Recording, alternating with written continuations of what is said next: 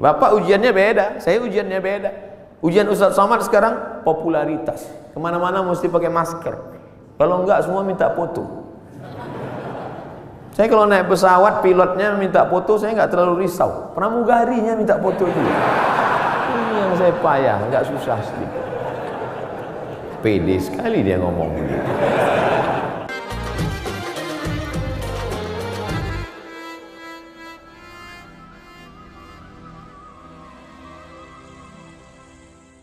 Bismillahirrahmanirrahim. Assalamualaikum warahmatullahi wabarakatuh.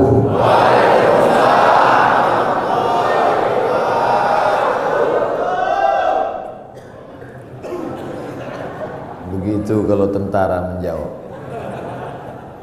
Alhamdulillah wassalatu wassalamu ala Rasulillah wa ala alihi wa sahbihi wa man da'a bi da'watihi wastanna bi sunnatihi ila yaumi liqa'i rabbih. Rabbi shrah li sadri wa yassir li amri wahlul 'uqdatam min lisani yafqahu qawli.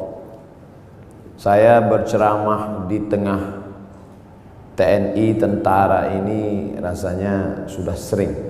Perasaannya ngeri-ngeri sedap.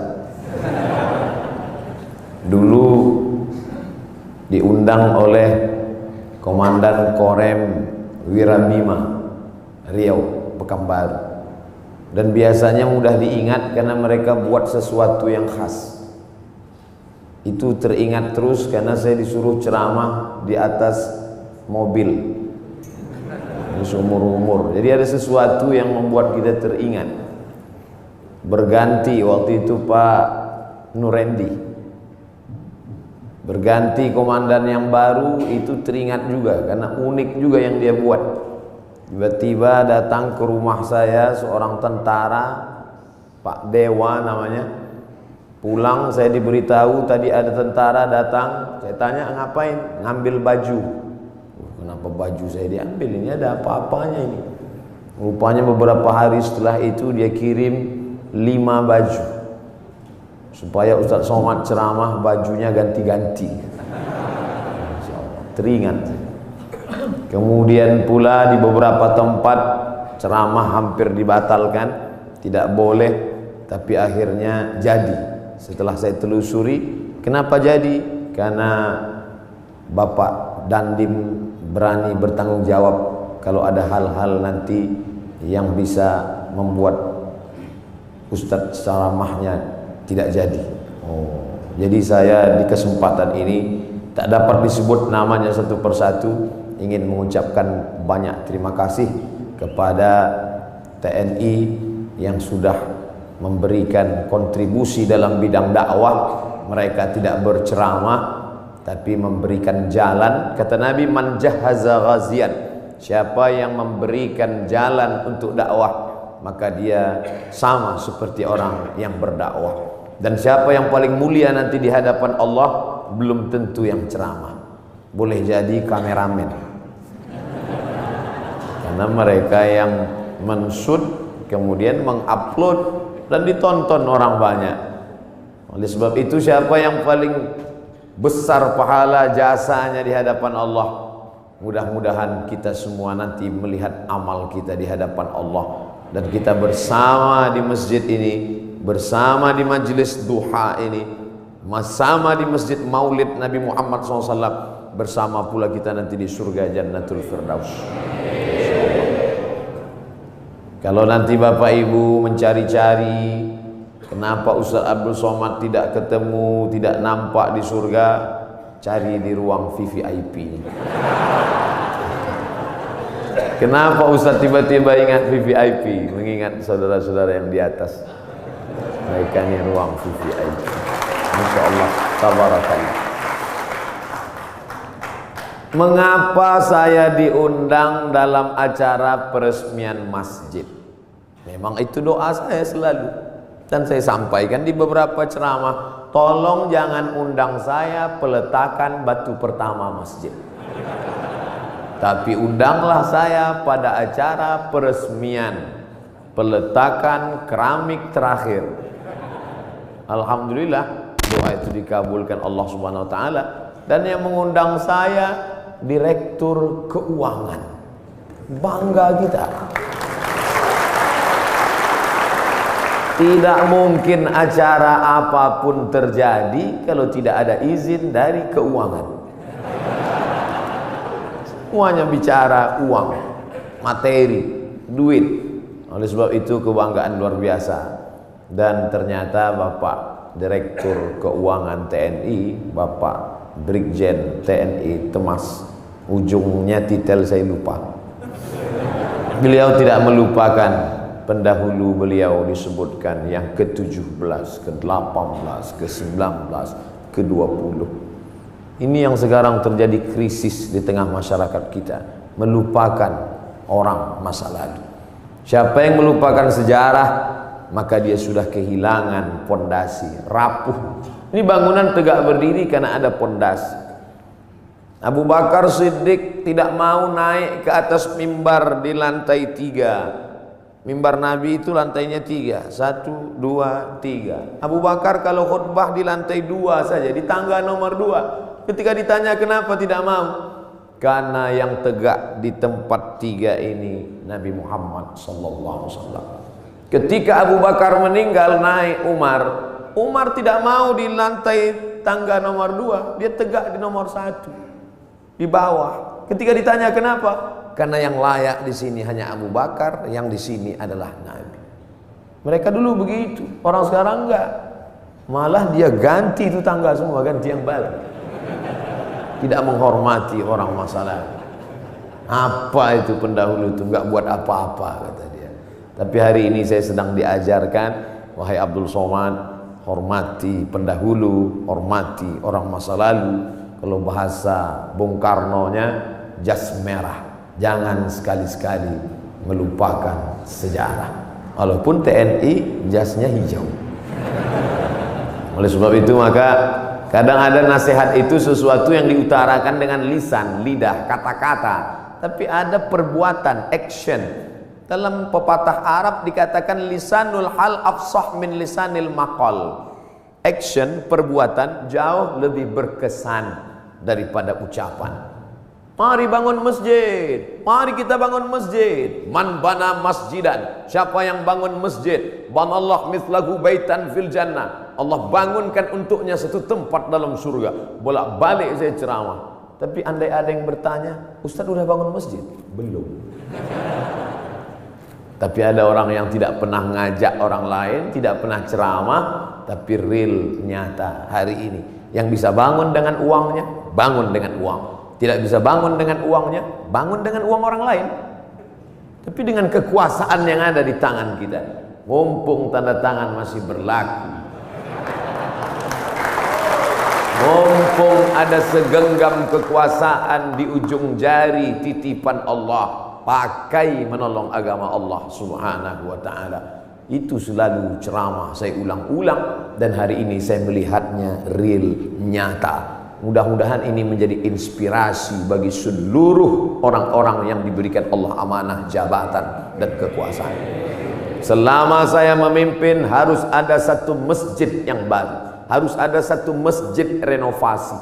Kadang saya pergi ke salah satu kantor-kantor tempat ceramah, megah, besar, hebat, acara convention hall. Ketika nanya, Pak mohon izin mau sholat ke masjid, kecil, karpet pun bau kepinding. Tapi di masjid direktur keuangan, masya Allah, megah, mewah, memandang ke atas, rasa-rasa dekat ke langit, doa terkabul. Mampunya indah. Kadang di beberapa masjid saya hilang konsentrasi, kehilangan bahan. Kenapa? Semua ibu-ibu berkipas. Hari ini tak ada. Adam, ayam, AC. Masya Allah, lihat. Dia sengaja di pintu AC itu dipasang ada tirai supaya menunjukkan dia hidup. Dipasang, hidup. Di beberapa masjid ceramah juga saya banyak AC, tapi nggak hidup. Ini hidup. Karpetnya luar biasa. Kemarin saya ceramah di salah satu provinsi, karpet tebal. Tapi sebelum naik ke atas, jamaah bisik, DKM, Dewan Kemakmuran Masjid. Ustaz, Bagus nggak karpetnya? Bagus, saya bilang. Tolong nanti penggalangan dana, masih hutang Ustaz. Tapi masjid kita tidak. Masya Allah, tabarakallah. Man bana masjidan, siapa yang bangun masjid, banallah mithlahu baitan fil jannah. Orang Islam mesti kaya, karena syarat booking tempat di surga bangun masjid. Jadi yang nggak bangun masjid Pak Ustaz, yang nggak punya jabatan, yang nggak punya harta, ya siap-siaplah di emperan kaki lima. Jangan sedih, karena pintu kebaikan bukan cuma hanya bangun masjid, ada pintu yang lain. Man shalla isnatai asyarata raka'ah, siapa yang sholat 12 rakaat fil yaumi wal lailah, sehari semalam, bunya lahu bihinna baitun fil jannah, dibangunkan juga satu tempat di surga. Artinya apa? Yang bisa bangun masjid dengan materi, uang, kaya, kekuasaan, silakan. Yang nggak bisa, makmurkan masjid dengan sholat sunat 12 rakaat. 2 rakaat sebelum subuh, 2 rakaat setelah zuhur, 4 rakaat sebelum zuhur, 2 rakaat setelah maghrib, 2 rakaat setelah isya. 12 rakaat. 2 rakaat sebelum subuh, 4 rakaat sebelum zuhur, 2 rakaat setelah zuhur, 2 rakaat setelah maghrib, 2 rakaat setelah isya. Salat sunat, simple, booking tempat. Bangun masjid sudah, salat sunatnya juga lancar, mantap. Sudahlah nggak bangun masjid, salat sunat pun enggak. Mau tinggal di mana? Masya Allah, tabarakallah. Ditunjukkan bahwa segenggam kekuasaan bisa dipakai untuk menolong agama Allah subhanahu wa ta'ala. Ustaz Samad, ajarkan kami, ceritakan kami tentang Nabi Muhammad supaya kami merasakan bagaimana dekatnya dengan Nabi. Bapak-bapak TNI, tidak perlu saya ceritakan bagaimana kehidupan Nabi, karena yang paling bisa merasakan rasanya, gimana kira-kira perasaan Nabi saat itu adalah bapak-bapak tentara. Kenapa begitu? Karena Nabi itu kehidupannya sebagai panglima perang, panglima tentara. Nabi jadi Nabi mendapat wahyu umur 40. Berdakwah di kota Makkah 13 tahun. 40 tambah 13, 53. Memimpin perang terbesar bernama Perang Uhud di tahun kedua. 40 tambah 13, 53. Tambah 2, 55. Nabi di usia 55 tahun, Perang Badar, naik kuda dari Madinah ke Badar, lokasi perang 150 km naik kuda. Tolong cari ustadz umat Nabi Muhammad yang umur 55 tahun naik kuda 150 km. Yang bisa melakukan itu hanya tentara, yang bisa merasakan sport, yang bisa merasakan naik kuda. 1 jam naik kuda sama dengan 1000 kali push up.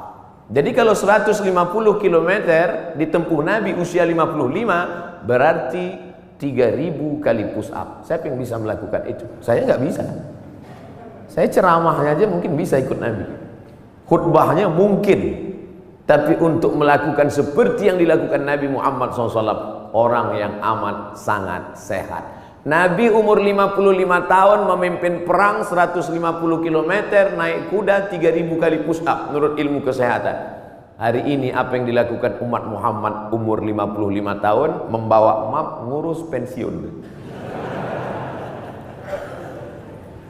Jadi yang paling bisa merasakan itu adalah rasa sehatnya, rasa fit fisiknya, rasa kekuatannya. Iyalah, dia kan Nabi, kami kan manusia biasa. Ayatnya sudah dibacakan tadi. Wa ma Muhammadun illa rasul. Muhammad bukan Tuhan, Muhammad bukan malaikat, dia hanya seorang rasul. Qad halat min qablihir rusul. Rasul-rasul sebelum dia meninggal. Adam, Idris, Nuh, Hud, Salih, Ilyas, Ilyasa, Zakaria, Musa, Ibrahim meninggal dunia. Satu diangkat, Isa alaihissalam akan diturunkan di akhir zaman untuk menegakkan agama Allah Subhanahu wa taala. Tapi yang jelas bahwa sebagian nabi itu meninggal, mati, dicabut Allah nyawanya. Dia manusia biasa. Allah tidak kirim malaikat. Seandainya Allah kirim malaikat ke atas dunia ini, orang akan berkata, yalah dia bisa buat gitu, dia kan malaikat. Tapi kita semua bisa berkata, dia manusia, saya manusia. Dia sehat, saya sehat. Mohon maaf Ustaz Somad, tadi saya terlambat menyambut selamat datang karena olahraga dulu. Begitu kata Bapak Direktur tadi. Dan di sini ada olahraga memanah, ada pula olahraga berkuda. Memanah, berkuda, persis seperti yang dipesankan. Alimu auladakum, ajarkan anak-anak kamu as-sibahah, berenang, ar-rimayah, memanah, warukubal khail, berkuda. Cuman yang saya heran, kenapa yang disebutkan cuman memanah dan berkuda? Berenangnya mana? Ternyata tentara tidak perlu disebut berenang, karena kalau tidak lulus berenang tak mungkin lulus jadi tentara. Memanah, tepat sasaran. Untuk apa lagi memanah? Kan sekarang sudah ada senjata. Bagaimana nanti seandainya ada suatu zaman lalu lewat meteor besar di atas muka bumi, lalu semua besi-besi tertarik, habis dia sedot seperti besi berani yang lewat di atas bumi, maka semua besi tertarik. Apa lagi yang bisa kita pakai kecuali memanah? Sehebat-hebatnya penembak sniper, tak ada lagi peluru, tidak ada lagi senjata, yang ada hanya panah. Maka memanah hari ini adalah senjata masa depan. Rukubul khail, berenang, menunggang kuda. Ustaz Somad cuma ceramah aja. Emang Ustaz pernah naik kuda? Itu yang video dan gambarnya viral, saya naik kuda. Tapi yang megang 4 orang. Ustaz naik ke atas, naik, foto, turun lagi. Memanah juga. Hebat juga Ustaz Somad, kemarin kami lihat video Ustaz memanah, tepat sasaran. Berapa anak panah tepat terus. Yang diupload yang tepat. Yang melesat enggak diupload. Membangkitkan motivasi anak-anak muda kita, pemuda-pemuda kita yang masa darah bergejolak, hawa nafsu luar biasa. Kemana disalurkan ini? Kepada 3, berenang, memanah. Ustaz, kalau kami banyak berenang ini, apakah hawa nafsu kami ini akan turun? Saya bilang, kalau kamu berenang sampai ke tengah sungai, ke tengah laut, bukan cuma nafsunya hilang, kamu hilang sekalian. Artinya apa? Islam tidak membunuh hawa nafsu, tapi hawa nafsu disalurkan dalam bentuk olahraga. Jadi jangan bayangkan Nabi Muhammad itu hanya duduk berzikir, baca Quran, lalu ketika datang orang cerita mati. Bukan begitu Nabi itu. Nabi itu panglima perang, strateginya luar biasa. Saat perang Badar, Nabi pagi-pagi sudah datang ke lokasi perang. Akhirnya lokasi perang dikuasai Nabi dan musuh ketinggalan. Kenapa Nabi awal? Nabi awal datang menyusun pasukannya di tempat matahari terbit. Karena Nabi pasti duluan, karena sebelum azan subuh dia sudah tahajud. Badannya sehat, habis tahajud witir, habis itu sholat subuh, langsung dia susun barisan. Datang pasukan musuh, sudah kehabisan tempat, sudah di booking duluan. Nabi susun barisan di matahari terbit. 1-0 sudah kena. Kenapa? Karena kalau disusun pasukan di matahari terbit, maka mata musuh silau. Mata yang silau tidak nampak di mana anak panah, di mana tombak, di mana pedang. 1 sudah kalah. Lalu kemudian dari mana Nabi tahu jumlah pasukan? Tempat mereka berkemah, datang seorang sahabat. Ya Rasulullah, ya. Apakah ada wahyu turun di mana kita berkemah malam ini? Tidak ada wahyu. Datang sahabat kasih pendapat. Saya ada pendapat ya Rasulullah. Apa pendapatmu?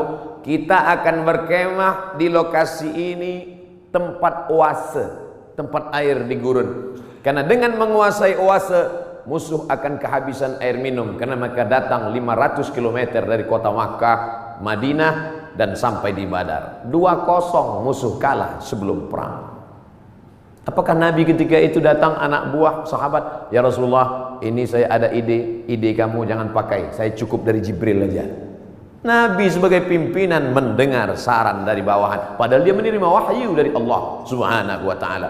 Poin yang ketiga, Nabi SAW tahu berapa jumlah musuh. Hebatnya strategi intelijen Nabi. Bagaimana caranya? Ketika Nabi melihat ada seorang pasukan dari kafir Quraisy mengendap-endap, kata Nabi, tangkap dia. Tapi ditangkap bukan untuk disiksa. Kebetulan yang mereka tangkap ini adalah tukang masak yang mengambil air. Ditangkap, ditanya oleh Nabi, berapa jumlah pasukan kalian? Kata tukang masak, mana saya tahu, saya kan cuma masak. Masa pasukan itu kan yang tahu pimpinan. Nabi tanya, kamu kalau masak pagi siang berapa ekor kambing, berapa ekor onta? Dia sebutkan, makannya sekian seekor onta, masaknya hari ini sekian kambing. Dari jumlah makanan Nabi bisa tahu, kalau begini makanannya berarti pasukan kalian sekitar sekian dan kita akan susun. Nabi perang penuh dengan strategi. Jadi jangan bayangkan Nabi dengan sahabat itu perang bismillahirrahmanirrahim, la haula wala quwata illa billah. Al-haqqu bila nizam yaghlibuhul batil bin nizam. Kebenaran yang tidak dimanage dengan manajerial yang baik akan dikalahkan oleh kebatilan, tapi diatur dengan manajerial yang baik. Nabi strategi cari tempat, dia menang. Strategi awal susunan barisan, dia menang. Strategi berapa jumlah pasukan musuh, dia menang. Setelah siap strateginya, baru dia berdoa di tengah malam. Saat dia berdoa itu dari Isya sampai subuh, datang Abu Bakar tengah malam mendekati Nabi. Hasbuka ya Rasulullah, wahai Nabi Muhammad, cukuplah berdoa itu, berhenti, doamu pasti dikabulkan Allah. Tetap dia berdoa sampai subuh. Lengkap persiapan mental, spiritual, kecerdasan intelijensia otak, dengan kelembutan hati berdoa. Hari ini orang hanya berdoa tanpa berusaha, berusaha tanpa berdoa sombong, berdoa saja tanpa usaha pesong. Pesong bahasa Melayu gila. Kesiapan inilah yang agaknya dimatangkan. Alhamdulillah hadir juga bersama kita Bapak Direktur Bintal, hadir bersama kita. Bimbingan mental, spiritual ini harus terus dijaga. Ustaz Abdul Somad, di keuangan ini harus terus mentalnya dijaga. Kenapa begitu Pak? Tantangannya luar biasa. Tantangan apa? Duit. Kalau diawasi kamera CCTV, ada masanya kabelnya dimakan tikus. Kalau diawasi CCTV, ada kalanya pemadaman bergilir. Kalau diawasi atasan, atasan akan keluar kota. Maka ditanamkan mental dia. Siapa yang mengawasi dia? La ta'khudhuhu sinatun wala naum. Dia yang tidak mengantuk, dia yang tidak tidur. Itu yang mengawasinya. Kemarin saya ceramah di Medan. Pagi-pagi selesai ceramah di masjid, makan. Ustaz Somad, kenalkan, saya Fulan dari Kodam 1 Bukit Barisan. Masya Allah. Ya Pak, makan. Allahumma barik lana fima razaqtana wa qina azabannar. Bapak enggak makan? Bapak enggak makan? Kenapa enggak makan? Puasa sunat, puasa. Astagfirullah. Yang ngajak puasa saya, yang enggak puasa saya. Untungnya saya ada alasan. Ustaz enggak puasa, musafir. Dari Riau ke Medan 600 km. Musafir. Sholat ada jamaah kosong. Untung ada musafir. Marilah puasa, marilah puasa. Jadi kalau ada di antara bapak-bapak puasa sunat, itu bukan untuk ngecilin perut. Kalaupun perutnya kecil karena puasa sunat, bonus. Tapi yang utama dari puasa itu adalah merasakan pengawasan Allah Subhanahu wa ta'ala. Mungkin di direktorat yang lain puasanya dikit, tapi untuk di keuangan ini mesti banyak puasanya. Kenapa? Karena pengawasan Allah harus ditanamkan. Masuk ke dalam WC, toilet, kamar mandi, kunci pintu kanan kiri atas bawah, nggak ada yang melihat. Andai diambil air seteguk diminum, nggak akan ada yang tahu. Jangankan seteguk, kepala kita masukkan ke dalam. Sebelum keluar dari kamar mandi, keringkan bibir, miringkan kepala. Buat agak-agak lemas. Siapa yang tahu? Panas hari ini ya? Iya panas. Tapi Allah kalau mau buka kan, tahu kenyang. Yauma tublas sarair, sampai masanya dibukakan Allah segala rahasia. Apa pelajaran di balik puasa sunat itu? Kalau bukan menanamkan kehadiran Allah, keberadaan Allah, pengawasan malaikat. Untuk apa pengajian-pengajian itu? Kalau dengan pengajian datang rasa takut pada Allah, kalau dengan pengajian makin ngeri menghadapi mati, kalau dengan pengajian takut makan haram, lanjutkan pengajian. Tapi kalau dengan ngaji cuman hafal dalil, mendebat orang, nyalahkan orang, ganti pengajian yang baru. Ganti dengan pengajian yang membangkitkan semangat rasa takut kepada Allah. Angkat takbiratul ihram, pandang hanya tempat sujud saja. Allahu Akbar. Namanya takbiratul ihram. Ihram diambil dari kata haram, yang sebelumnya halal menjadi haram. Kepala-kepala kita, yang gatal kepala kita, yang menggarunya kita. Tapi ketika kita garu lebih dari 3 kali, haram, batal. Pada saat itu orang hanya melihat tempat sujud. Siapapun dia, di saat itu sholat kita sedang disadarkan bahwa kita sedang berada di depan Dia pencipta langit dan bumi. Kita serahkan semuanya kepada Dia. Inna sholati wa nusuki wa mahyaya wa mamati lillah. Sholat bukan gerakan, sholat bukan hanya ritual, sholat bukan bim salabim abrakadabra bacaan yang dihafal sampai kita pun tak ingat tahap yang kita baca. Satu hembusan nafas tuntas, iftitah, fatihah, ayat. Bahkan sekarang kalau ada orang sholatnya lama malah diajak, itu Syanu kok lama ya? Maklum, mu'alaf baru masuk Islam. Ente kok cepat? Udah lama, udah hafal Pak Ustaz. Padahal sholat adalah perenungan. Selain dari Allah kecil, Allahu Akbar. Jabatan ini kecil, tak ada apa-apanya. Kekuasaan ini kecil, tak ada apa-apanya. Yang besar hanya Engkau ya Allah. Kalau sudah mampu mengecilkan yang lain, membesarkan yang Allah, maka kalau dia hilang tidak akan terasa. Karena semuanya kecil. Banyak ibu-ibu yang sudah mampu membesarkan Allah sampai yang lain itu terasa kecil. Meninggal suaminya, slow aja deh. Ibu enggak nangis, kecil Pak Ustaz. Semuanya kecil. Ini hanya amanah Pak Ustaz. Ini hanya titipan Pak Ustaz. Kebetulan tercetus keluar dari mulut amanah. Masjid ini bernama Masjid Amanah. Lawan dari amanah, khianah. Amanah, khianah. Orang yang memegang amanah, al-amin. Orang yang mengkhianati amanah, al-khain. Ini namanya luar biasa, berat ini. Keluar dari amanah, khianah. Tidak bisa dibagi dua. Saya Pak Ustadz, kaki kanan saya memang amanah, tapi khianah sekali-sekali. Oh nggak bisa. Sifat orang munafik 3. Idza haddatsa kadzaba, kalau bicara dusta. Wa idza wa'ada akhlafa, kalau berjanji ingkar. Wa idza tumina, kalau dikasih amanah khana, berkhianat. Itu mengapa masjid ini diberi nama amanah. Maka sehari berapa kali masuk kemari? Subuh mungkin tidak. Subuh mungkin di Masjid Al-Ikhlas dekat rumah, mungkin di Masjid At-Taqwa dekat rumah. Tapi zuhur, asar. Tapi jangan gara-gara saya ucapkan ini lalu nanti takut sholat di sini. Kamu sholat di mana tadi? Masjid di luar aja lah. Kenapa enggak di amanah? Ngeri di situ. Ustaz Somad. Masya Allah. Hati terus dikonekkan, jiwa terus didekatkan. Kalau sampai jauh dia akan kering. Bahwa kita semuanya lahir membawa iman ya.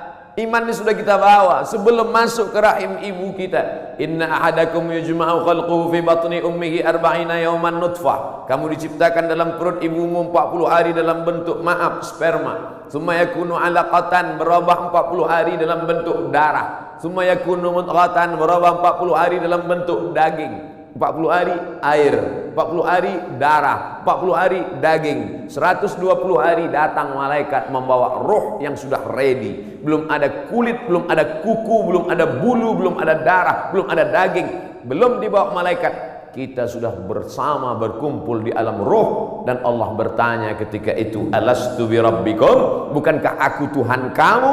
Kita semua menjawab, bala syahidna, engkau Tuhan kami. Cuman ketika sampai ke dunia dia lupa. Karena lupa itulah maka dia disebut manusia. Karena manusia diambil dari kata nasya, lupa. Apa yang disampaikan Ustaz Somad tadi? Aku lupa. Kenapa kau lupa? Karena manusia. Kalau ingat terus namanya bukan manusia. Apa namanya? Panasonic. Ini yang merekam ini nggak akan lupa, ingat terus. Jangankan Bapak Ibu yang dengar ceramah, saya yang ceramah aja lupa apa yang saya sampaikan. Tapi saya diingatkan. Yang mengingatkan saya siapa? Jamaah. Ustaz kan ngomong gini dulu. Masa iya saya ngomong gitu? Ini MP3-nya. Ini MP4-nya. Kamu dapat dari mana? Saya download Pak Ustaz. Di mana kamu download? Itu channel Ustaz Abdul Somad Official. Subscribe, like, and share. Jadi Masya Allah, internet ini luar biasa. Tadi bicara dengan Bapak Direktur Bintal, luar biasa merusak kepala anak-anak kita. Hancur kepala ini.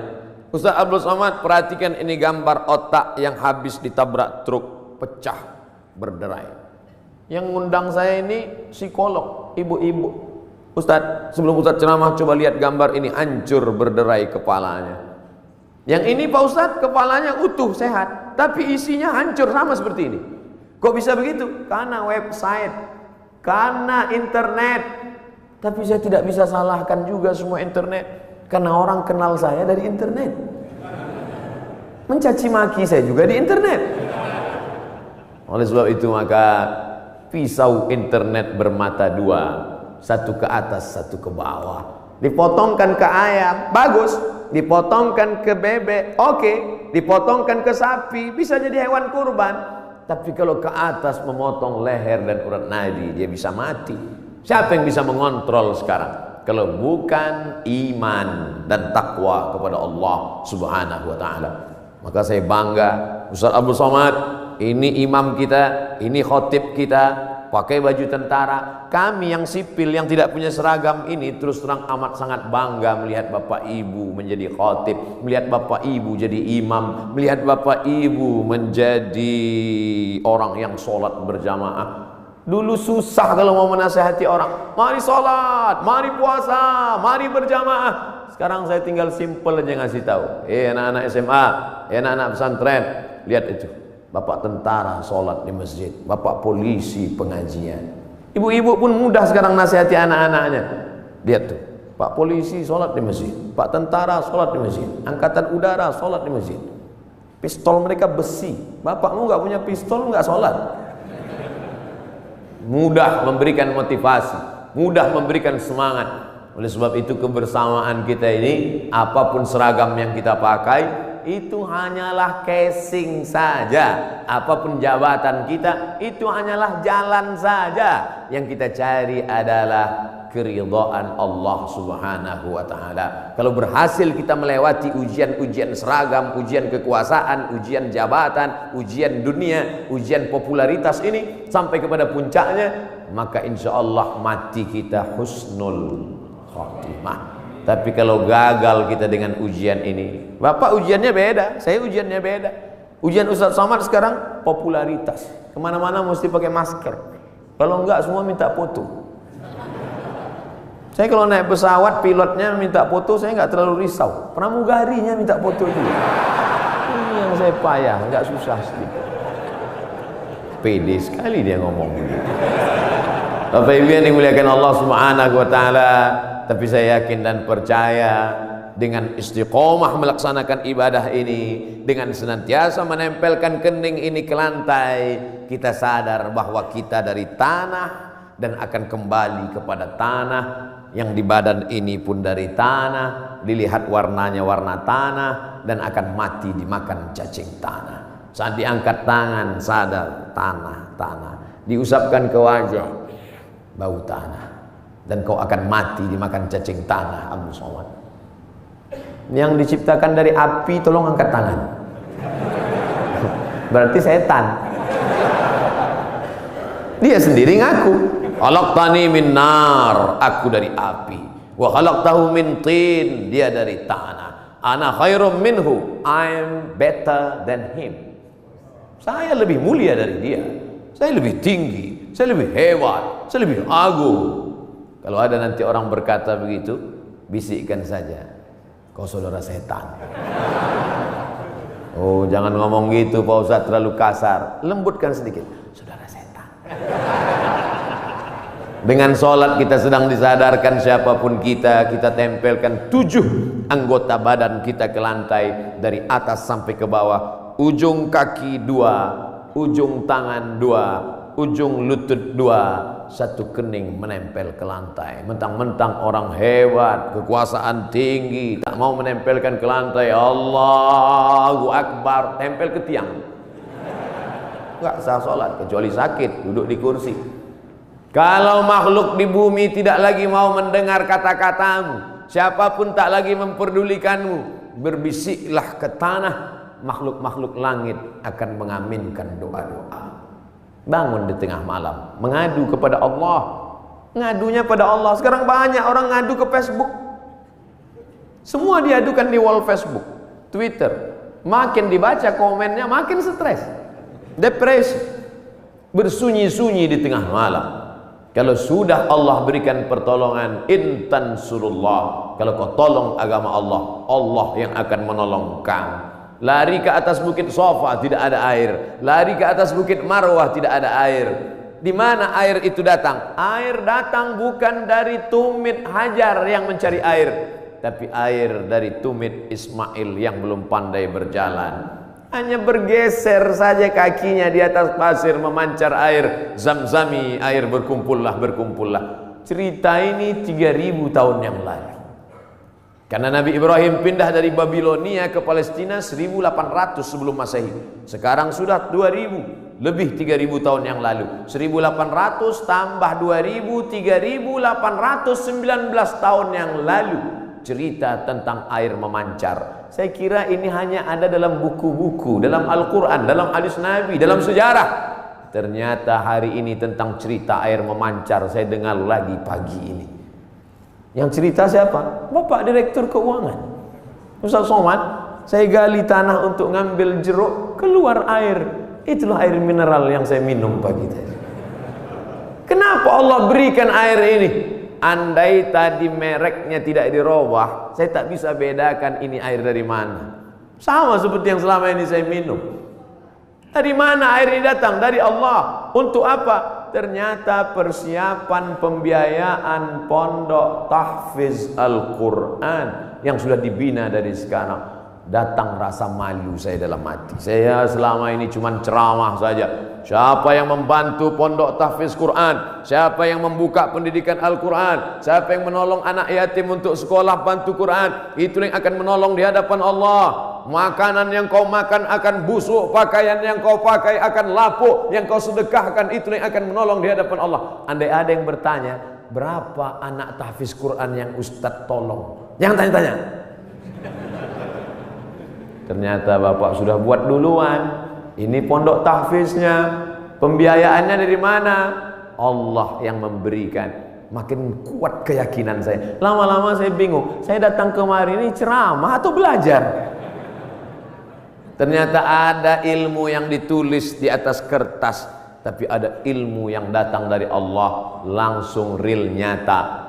Intan surullah, kalau kau tolong agama Allah, yansurkum, Allah akan menolong kamu. Ayat itu dari kecil saya sudah hafal. Ayat itu saya pelajari di Al-Azhar Mesir. Tapi kalau ditanya mana buktinya nyata, itu Allah menolong Nabi Muhammad. Apa kata? Itu kan Nabi. Mana real yang nyata sekarang? Hari ini saya mendengarkan ceritanya, kisahnya. Hari ini saya nampak real dengan nyata. Kalau kau tolong anak yatim, kau tolong pondok tahfiz Quran, kau tolong orang menghafal Quran, Allah akan menolong engkau. Sumber air mineral yang lulus lembaga badan pengawasan obat dan makanan menyatakan air ini layak. Siapa yang memberikan? Innama amruhu idza arada syai'an ayaqula lahu kun fayakun. Ternyata tolonglah agama Allah ini. Jangan pernah takut dan jangan pernah cemas. Kadang-kadang kalau terlalu banyak orang menakut-nakuti kita, kita jadi takut juga. Kita sudah berani, tapi karena ditakut-takuti orang, kita pun jadi takut juga. Ini Ustaz cerita tentang siapa? Tentang saya. Saking banyaknya yang membuli kita, kita jadi cemas juga lama-lama. Tapi rupanya semakin banyak cerita kita dengar tentang turunnya pertolongan Allah. Ala inna nasrallahi qarib. Yakinlah pertolongan Allah itu dekat. Jangan pernah takut dengan akhir masa pensiun, nanti saya akan makan apa, nanti saya... Berapa banyak orang berpikir nanti pensiun makan apa, malaikat maut datang malah sebelum pensiun. Malaikat maut tidak pernah datang melihat akte kelahiran. Berapa banyak orang sehat mati mendadak, yang divonis mati, nggak mati-mati. Saya berapa kali ketemu ceramah dalam pengurus masjid, Ustaz Somad, nanti habis ceramah kita makan ya. Oke. Bedanya kalau di masjid lain setelah ceramah baru makan. Di kantor keuangan TNI sebelum ceramah udah makan duluan. Tabarakallah. Ketika selesai makan, kata Pak Ketua Dewan Kemakmuran Masjid, Ustaz Somad, saya ini sudah divonis, kata dokter, kena jantung koroner, harus dibelah urat kaki naik ke atas. Terus saya takut Pak Ustadz ngelihat ayam potong dibelah. Jadi ya saya nggak dioperasi. Katanya berapa lagi umur Bapak? 2 bulan Pak Ustadz. Terus udah 2 tahun nggak mati-mati. Bukan saya ngatakan Bapak Ibu nggak usah cek. Saya tetap medical check up, tetap ke rumah sakit, tetap tanya dokter. Termasuk kurusnya saya ini pun saya sudah konsultasikan ke dokter. Apakah saya ini sakit Pak Dokter? Kata dokter di Batam, Ustadz Somad, Ustadz kalau mau lebih berwibawa tambah beratnya dikit. Gimana Pak Dokter? Minum susu kental manis 3 kali sehari. Pagi segelas, siang segelas, malam segelas. Sebulan akan naik sekian kilo. Oke Pak. Sebulan saya minum, timbang tetap. Saya tanya, Pak Dokter, sudah saya minum kok nggak nambah? Kata dia, Ustadz terima aja, berarti sudah takdir Allah SWT. Yang penting saya sehat. Ini saya ceritakan supaya Bapak Ibu tidak terlalu memaksakan diet ingin seperti saya.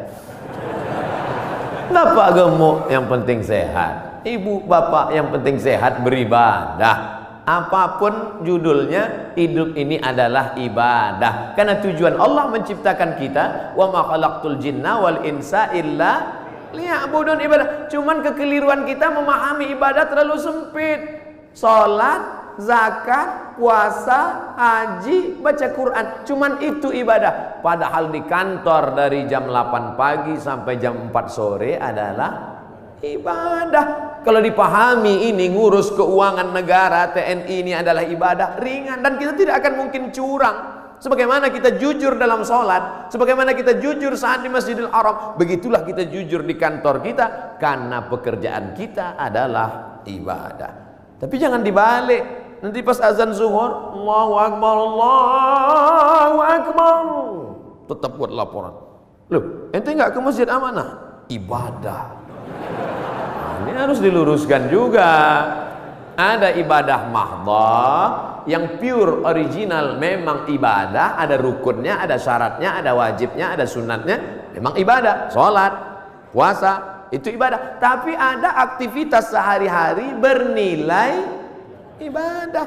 Ustaz, Allah itu nggak adil loh Pak Ustaz. Loh, kamu bilang Allah nggak adil, bisa kafir, bisa murtad.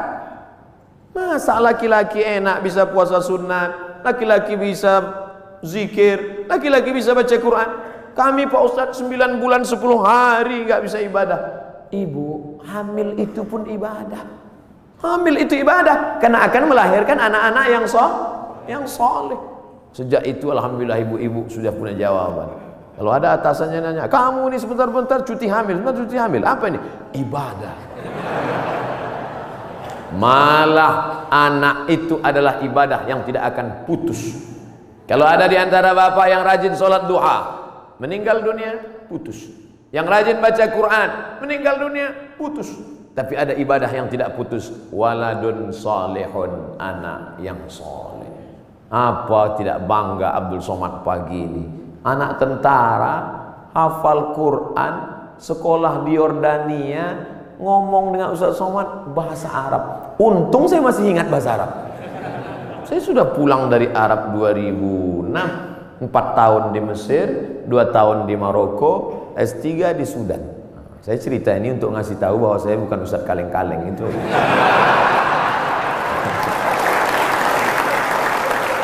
Kadang kalau ada orang cerita itu kita terlalu fokus pada kata-katanya. Sebetulnya di balik cerita itu yang penting, bukan kata-katanya itu. Perhatikan baik-baik. Saudara yang dimuliakan Allah SWT. Tapi kadang perempuan yang diingatnya bukan substansi maknanya, tapi katanya itu yang dia ingat. Makanya banyak perempuan terbuai oleh kata laki-laki, karena banyak laki-laki yang pandai menjual kata. Tapi kita harus pilih kata yang tepat, karena perempuan selalu mengingat kata yang tepat. Makanya Nabi tidak pernah panggil nama Aisyah. Nabi tak pernah panggil hei Aisyah, tidak. Tapi dia gunakan kata yang lembut. Ya Humaira, wahai engkau yang kulitnya putih kemerahan. Karena perempuan akan mengingat kata pujian itu. Ya Humaira, tentara yang tegas, tapi ketika bertemu dengan ibu-ibu Persid, Kartika Chandra Kirana, maka kalimat dia tidak kalimat perang. Tidak mungkin dia pakai siap, tidak. Tapi dia pakai kata-kata yang lembut. Nabi Muhammad panglima perang, Nabi Muhammad tentara, tapi kepada perempuan apa kata dia kepada Aisyah? Ya Humaira, wahai engkau yang kulitnya putih kemerahan. Ustaz Somad, ya boleh saya panggil istri saya Humaira? Boleh, tapi dia nggak putih, nggak apa-apa. Menyenangkan hatinya, apa salah? Ya Humaira, jangan terlalu jujur. Ini pulang ke rumah manggil ya Hajar Aswad. Ternyata di balik seragam yang tegas itu, di balik tubuh yang berotot itu, ada kata-kata yang lembut, yang memukau, yang luar biasa. Karena di balik laki-laki yang sukses ada perempuan yang luar biasa, dan mereka hadir bersama kita pada hari ini.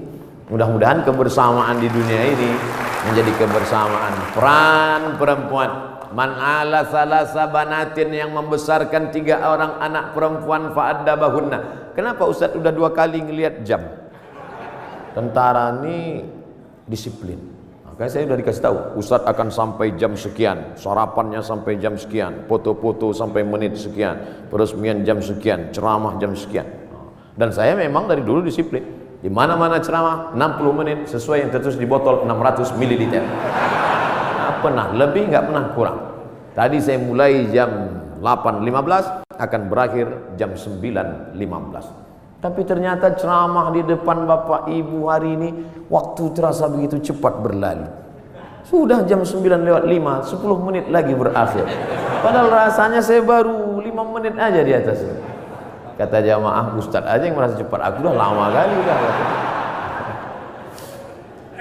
Bapak-bapak yang bagian ceramah, yang bagian kultum, yang bagian kata sambutan, itu pasti punya selalu ada rasa di hatinya. Kadang ada tempat itu kita ceramah terasa lama sekali. Kadang-kadang dilihat jam itu seperti tak bergerak. Tapi ada pula saatnya kita ngomong lancar, cair. Itu saya pribadi, itu tergantung jamaah yang mendengar. Kalau hati dia terbuka, itu kita lancar. Tapi kalau hati dia tertutup, apalagi mata dia tertutup, itu susah gitu. Terpaksa. Saya terus terang Bapak Ibu, ceramah ini dari pulang Maroko 2008, sekarang 2019, 11 tahun sudah masuk kantor, keluar kantor, kantor dinas, kantor badan, kantor polisi, kantor tentara, dari mulai Polres, Polsek, Polda, jumpa Pak Kapolri, jumpa dari mulai kan, mulai Dandim, Danrem sampai jumpa semua. Macam-macam udah saya rasakan. Ada kadang atasan itu duduk saya, dinaikkannya kakinya pas ke wajah saya. Ingat saya yang berkesan itu, ingat saya. Sampai mati saya nggak mau datang lagi. Ustadz dendam, dendam nggak? Ingat aja. Nah, spin. Pernah juga saya pas ceramah, saya sedang ceramah, mereka cekikikan di belakang, kiki. Lalu saya tutup aja, demikianlah tahu saya ini, saya pun pulang. Mereka nanya sampai ke parkir, kenapa Ustadz, ada apa? Saya bilang, la tu'alliqil jawahir fi a'naqil khanazir. Jangan gantungkan permata di leher babi. Karena babi tidak bisa membedakan mana pasir, mana permata, mana rambut, mana ijuk, mana rumput, mana ilalang, mana padi. Dia tak bisa bedakan. Tapi hari ini di depan bapak-bapak yang berseragam, jenderal-jenderal, bintang 1, luar biasa. Itu aja yang saya tahu bintang, yang lain saya tak tahu. Saya merasa dihormati, dimuliakan, ceramah saya didengar. Pernah juga saya ceramah di salah satu kantor, waduh, ramai, hebat. Begitu selesai ceramah, semuanya merebut absen. Rupanya di absen atas. Ketakutan. Tapi hari ini saya merasakan ada ketulusan. Mudah-mudahan amal kita ini karena Allah Subhanahu. Dari bunyi aminnya bisa saya tangkap memang betul. Jadi bahwa masjid ini sudah diresmikan, sudah dibuka, sudah dilaksanakan sholat berjamaah, nikmat terbesar. Selesaikah? Belum. Ada yang paling penting, istiqomah. Tapi ketika saya ceramah tentang istiqomah, marilah kita istiqomah. Selesai ceramah, datang panitia. Ustaz terlalu banyak nyebut istiqomah. Istiqomah sudah punya suami Pak Ustaz. Istiqomah yang kita maksudkan adalah angin datang, ombak memecah, angin puting beliung, tapi kita tetap melaksanakan sholat berjamaah. Karena ini yang bisa menolong kita. Yang lain tak bisa menolong saat malaikat maut mencabut nyawa. Yang bisa meringankan itu hanyalah la ilaha illallah Muhammadur Rasulullah. Yang belum membuat apa yang sudah dibuat, ini menjadi inspirasi. Mesti ada dalam hati berniat, kalau aku punya jabatan itu nanti, kalau aku punya harta itu nanti, kalau aku punya tanda tangan itu nanti, aku akan buat seperti ini. Jangan diucapkan, takut tergigit lidah, camkan dalam hati. Kalau nanti aku bisa begini, aku akan sekolahkan anak yatim.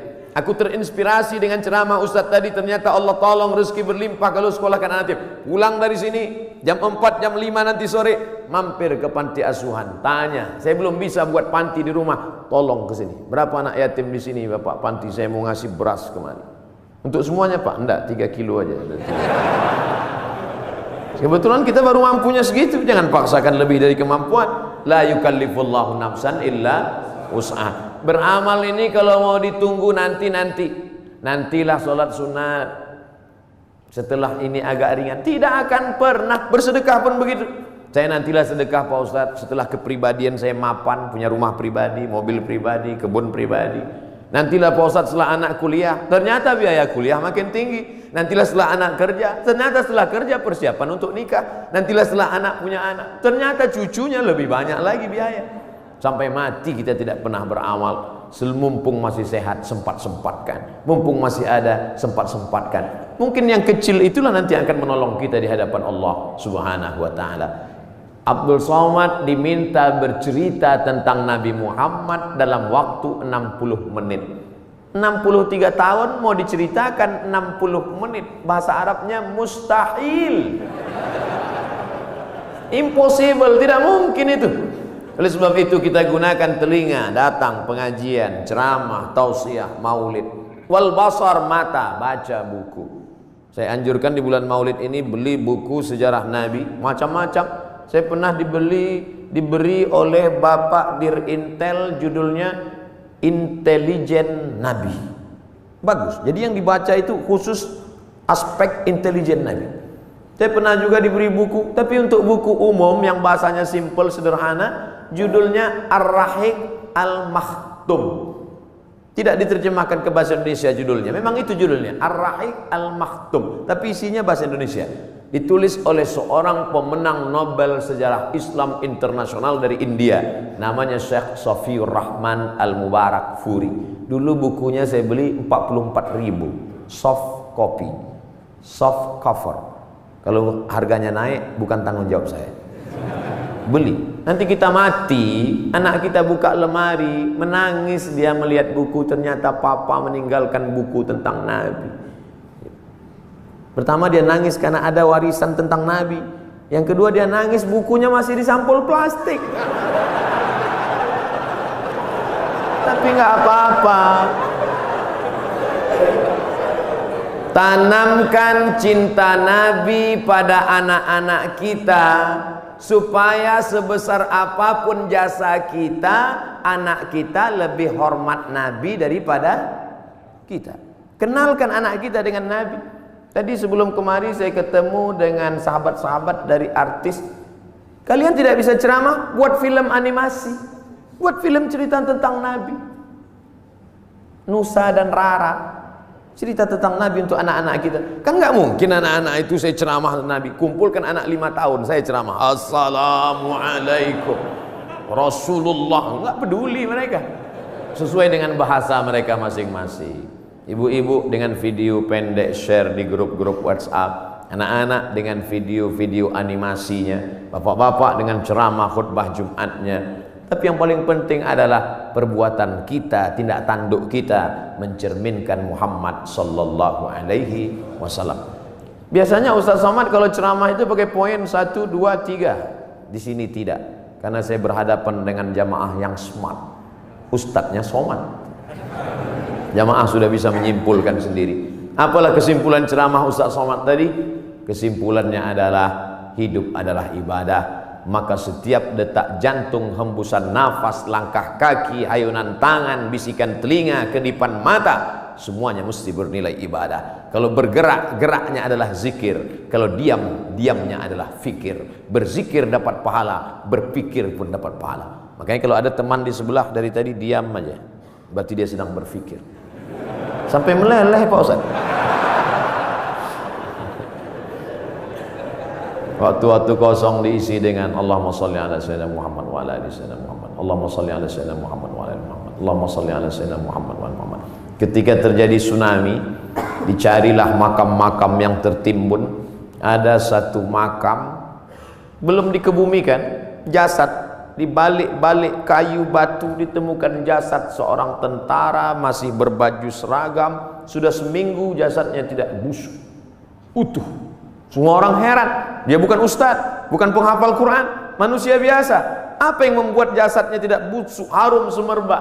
True story, kisah nyata. Dicari teman-temannya, apa yang membuat? Dia tidak pernah mau membicarakan aib orang lain. Setiap ada orang-orang cerita aib, dia pergi atau diam dan selalu berzikir. Allah jaga jasadnya dari cacing tanah, Allah jaga jasadnya dari bakteri sehingga tidak tercium bau aroma bangkai, karena dia selalu menjaga aib orang lain. Amal kecil, simple, sederhana yang disangka tidak apa-apa tapi ternyata besar di hadapan Allah Subhanahu wa taala. Sebelum kita berdoa, saya minta request satu doa. Dimanapun Bapak Ibu berada, doakan Abdul Somad supaya mati husnul khatimah. Jangan sekarang, kita masih ada jadwal banyak lagi. Tapi mati tidak bisa direquest. Jangan pernah takut pada mati. Yang perlu kita khawatirkan apa bekal kita bawa menghadap mati, menghadap Allah Subhanahu wa taala. Di akhir majlis, majlis yang dihadiri malaikat, majlis yang dibanggakan Allah, majlis yang diaminkan oleh orang-orang soleh, mari kita berdoa. Mohon ampun banyak silap dan salah. Astaghfirullahalazim, astaghfirullahalazim, astaghfirullahalazim alladzi la ilaha illa huwal hayyul qayyum wa atubu ilaih. Ala hadhihi niyyah, untuk niat yang baik ini. Al-Fatihah. A'udzubillahi min